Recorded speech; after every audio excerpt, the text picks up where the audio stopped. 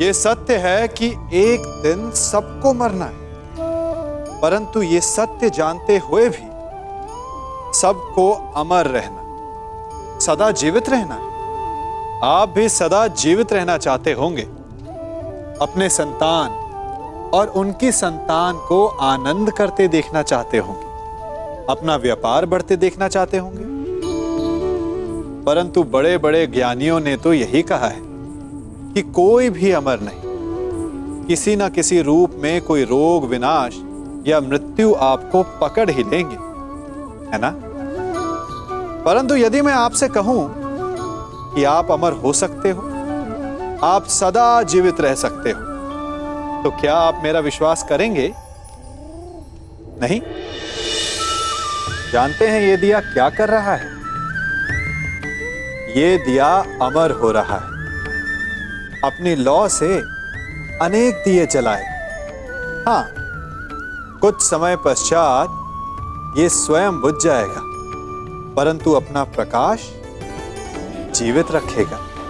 और यही सीधा सा रहस्य है अमर होने का, क्योंकि दीपक का अस्तित्व उसके प्रकाश से है। प्रकाश नहीं तो दीपक समा, और यदि प्रकाश जीवित रहेगा तो दीपक का लक्ष्य पूर्ण हो जाएगा।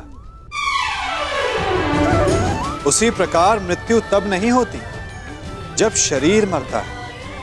मृत्यु तब होती है जब हमारी सोच, हमारी विचारधारा, हमारा ज्ञान, हमारा सम्मान मर जाता है। इसीलिए अपने ज्ञान, सोच और प्रेम को बांटे, ठीक इस दीपक की भांति, जिससे कई दीपक जलें और वो कुछ और दीपक जलाएं, और आप सदा सदा के लिए अमर हो जाएं। मेरे प्रतिशोध की अग्नि से तुम्हारे राज्य का हर एक घर राख हो जाएगा।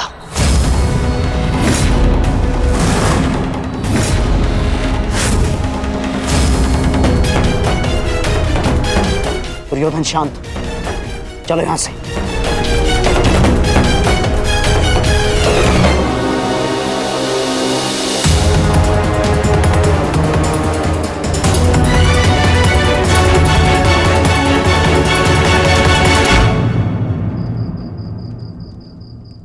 प्रणिपात महाराज। महारानी का स्वास्थ्य अब कैसा है?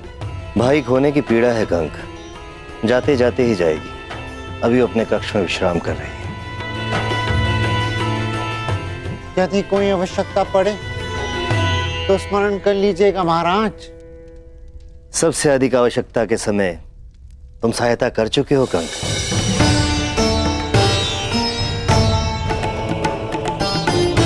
तुमने ठीक ही कहा था।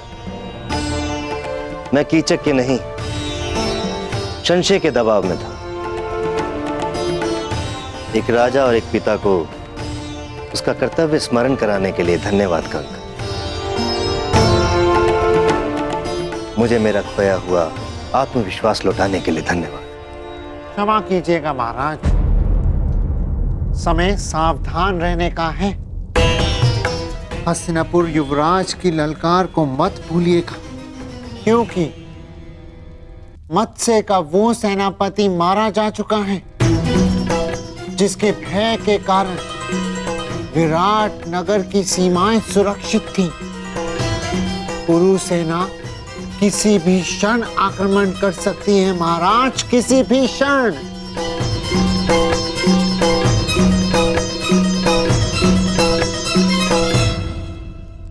ठीक कहा कंक तुमने, सच में संकट की घड़ी आ गई है।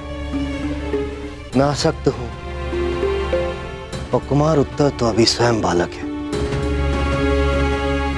इस संकट की घड़ी में तुम्हें कोई मार्ग दिखाओ।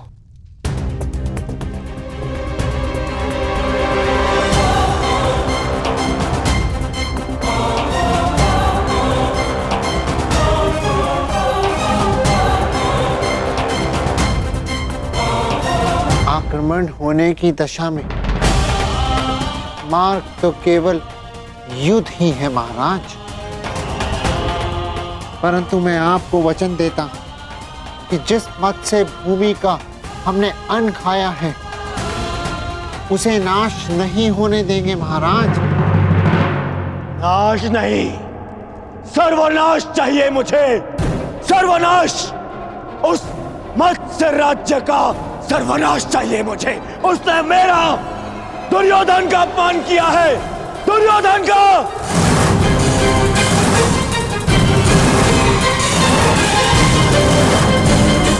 उस अपमान का कारण स्वयं तुम हो दुर्योधन।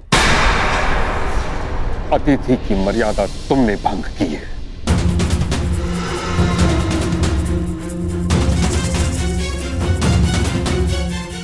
मैं कुछ भंग करना चाहता था तो वो केवल उन पांडवों का अज्ञातवास जो उस सभा में नहीं हुआ, वो अब रणभूमि में होगा, विराट पर आक्रमण करके होगा।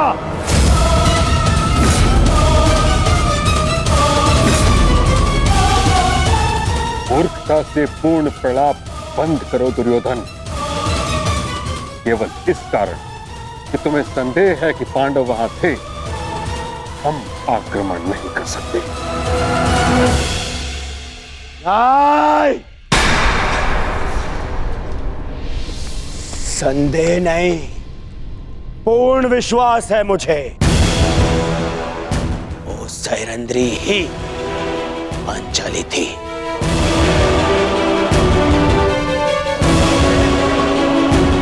अब मामा श्री से पूछ लीजिए, गढ़ से पूछ लीजिए, वो भी वहां उपस्थित थे। सर्वप्रथम तुम मुझे उत्तर दो, क्या तुमने पांडवों को देखा? क्या तुमने पांचाली को देखा?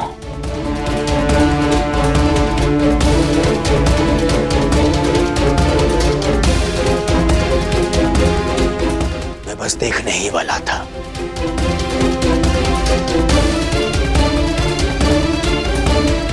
ठीक, नहीं देख पाया, परंतु उसका अर्थ ये नहीं कि वो वहां नहीं है। तो अभी बताइए पिताश्री, कीचक जैसे अशक्तिशाली का वध और कौन कर सकता है? उसका वध ही इस बात का साक्ष्य है कि भीम वहां उपस्थित था।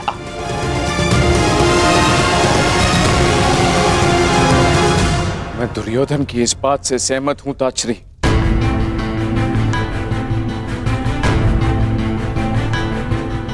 महाराज, कड़ी धूप में हमें आभास होता है कि दूर कहीं जल है, परंतु पास जाने पर ज्ञात होता है कि वह हमारा भ्रम था। वह मृग तृष्णा थी। दुर्योधन भी मृग तृष्णा का रोगी है।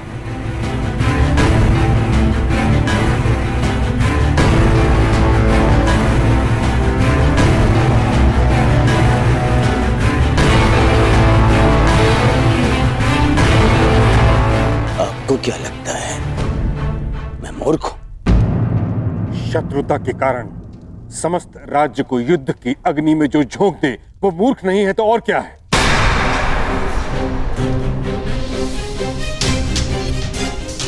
कितनी बार तुम्हें समझाने का प्रयास किया है, परंतु तुम समझने को तैयार ही नहीं हो। पांडवों से बैर के कारण कब तक हस्तिनापुर को कलंकित करते रहोगे तुम? कब तक राज धर्म को दूषित करते रहोगे? अपने संदेह के निवारण के लिए सहस्त्र सैनिकों के प्राण दांव पर लगा रहे हो। अपने संदेह के निवारण के लिए सहस्त्र सैनिकों के प्राण दांव पर लगा रहे हो। क्षमा कीजिएगा महामहिम।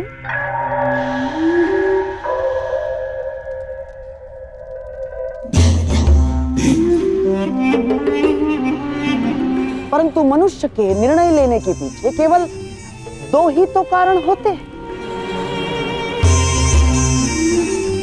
एक विश्वास और दूसरा संदेह।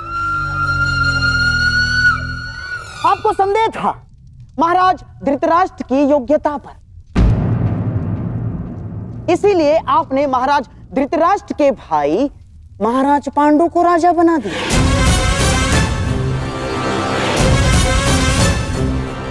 आपको संदेह था कि युद्ध में कर्ण कहीं अर्जुन के प्राण न ले, अर्जुन को परास्त न कर दे, इसीलिए आपने हस्तिनापुर का विभाजन भी स्वीकार कर लिया।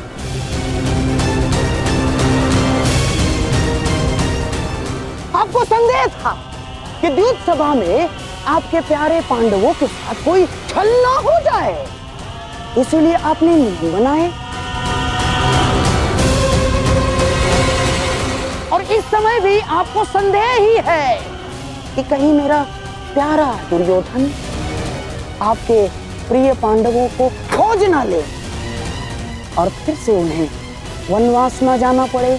महामहिम, बस करिए गंधार राज।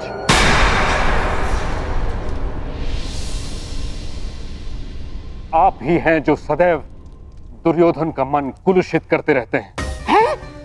कभी समझाया है आपने इसे कि एक सैनिक जब मृत्यु को प्राप्त हो जाता है तो कैसे उसका परिवार धीरे धीरे वर्षों तक मरता रहता है।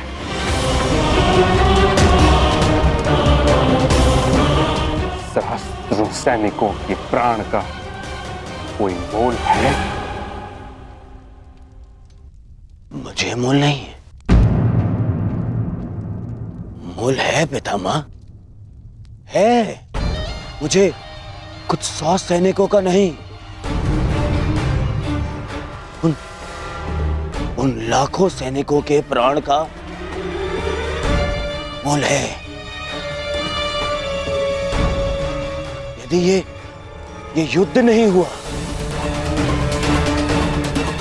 तो पांडव प्रस्तुत होंगे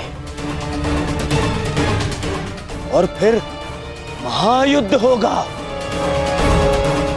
ऐसा महायुद्ध जिसमें लाखों सैनिक अपने प्राण गंवाएंगे, फिर लाखों परिवार थोड़ा थोड़ा करके हर दिन मरते रहेंगे।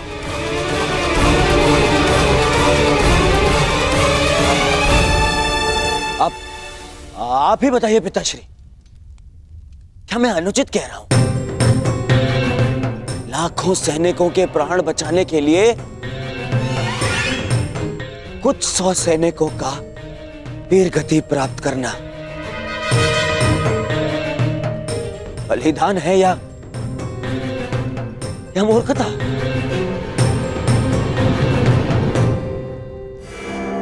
मैं तो कहता हूं कि विराट पर आक्रमण करके पांडवों का अज्ञातवास भंग करना ही नीति है।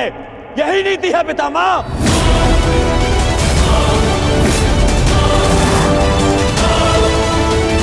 पुत्र दुर्योधन, विचार करो, पांडव तुम्हारे साथ कैसे युद्ध करेंगे? द्वारका सहित आधा भारत तुम्हारी संधि में है और शेष पर तुम दिग्विजय प्राप्त कर चुके हो।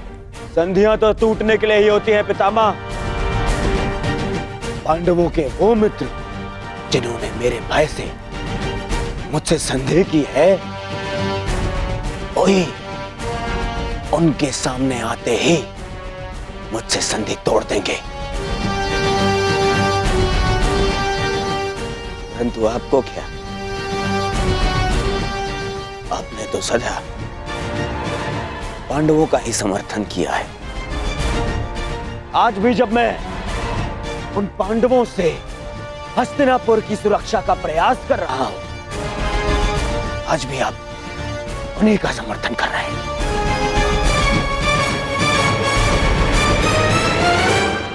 क्या तुम्हें विश्वास है कि पांडव विराट नगर में हैं? उतना ही जितना इस बात पर है कि आप हस्तिनापुर के राजा हैं।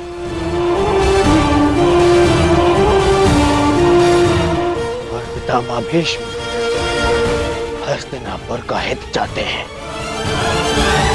पिताश्री, यदि पांडवों का अज्ञातवास पूर्ण हो गया तो वो अवश्य युद्ध करेंगे।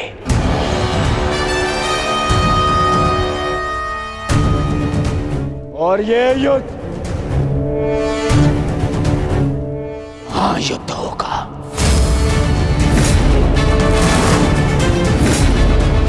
महाभारत होगा, जिसमें महाविनाश होगा।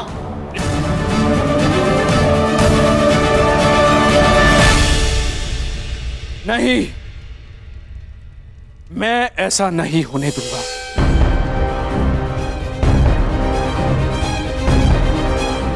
यदि विराट पर हमला करने से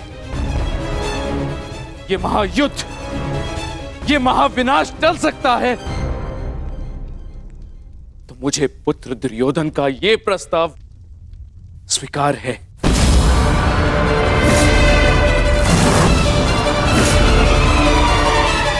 परंतु ये हस्तिनापुर के राजा का आदेश है। हस्तिनापुर विराट पर आक्रमण करेगा।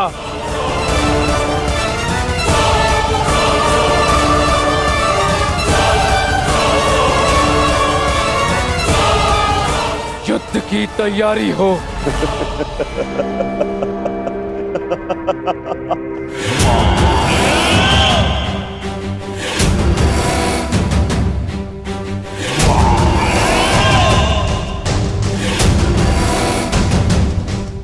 समय आ गया है मित्र।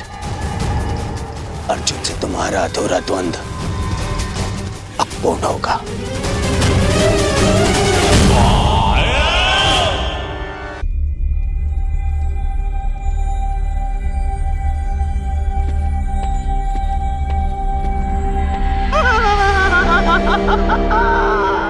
अब तुम बच नहीं सकते मेरे प्यारे भांजे पांडवों।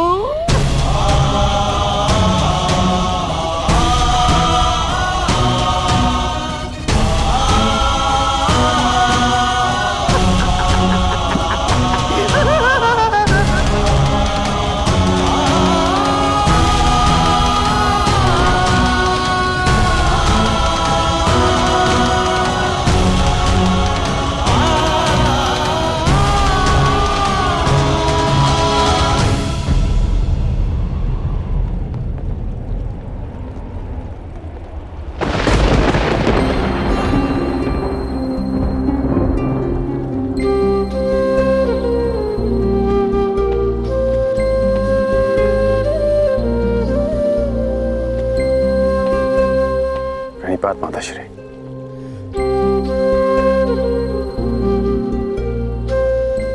मैं जानता हूं आप आज मुझे विजयी होने का आशीर्वाद नहीं देंगे। मैं आज कुछ देने नहीं, स्मरण दिलाने आई हूं।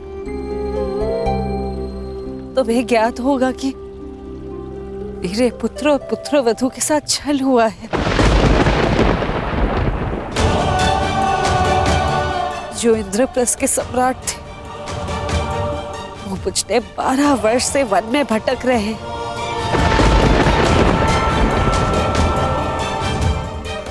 और कुछ ही दिन बचे उनकी स्वतंत्रता में, और उनके साथ फिर से छल होने जा रहा है। हस्तिनापुर से इतनी बड़ी सेना उनकी वृत्त प्रयाण कर रही है। उनकी आत्मा रक्षा के लिए उनके पास एक भी सैनिक नहीं।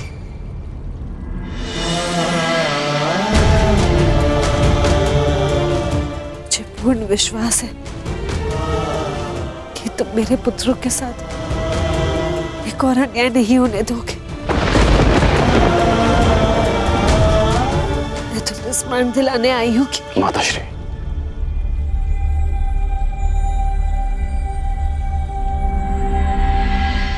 कर्ण को अपना हर वचन स्मरण है।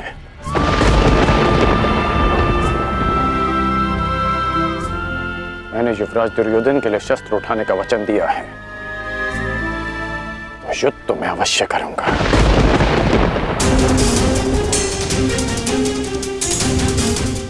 किंतु मैंने एक और वचन दिया है कि आपके पुत्र अज्ञातवास पूरा करेंगे, और ये वचन भी मैं अवश्य पूरा करूंगा।